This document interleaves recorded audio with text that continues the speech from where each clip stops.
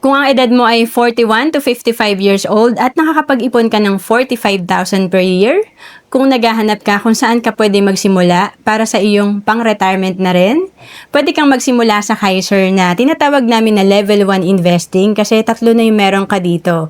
Kaya dito rin ako nagsimula noong 2012. Dito, meron ka ng investment, meron kang healthcare, at meron kang life insurance. Ang Kaiser ay 7 years to pay lang, 20 years maturity. Magbigay tayo ng halimbawa dito na Plan K75 sa Kaiser na ang total payment mo per year ay 44,116 per year lang.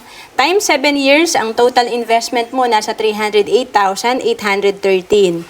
At kung dito sa Kaiser, nag-start ka ng 30 years old, may sample computation tayo dito na pag edad mo ng 60, ang projection ng fund mo nasa 2.2 million.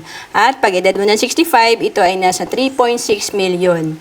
Ang Kaiser ay good as cash after 20 years. At kapag hindi mo pa kinuha ang fund mo sa Kaiser after 20 years, dahil gusto mong gamitin to para sa iyong retirement, meron ka pa din ditong investment at meron ka pa ring healthcare.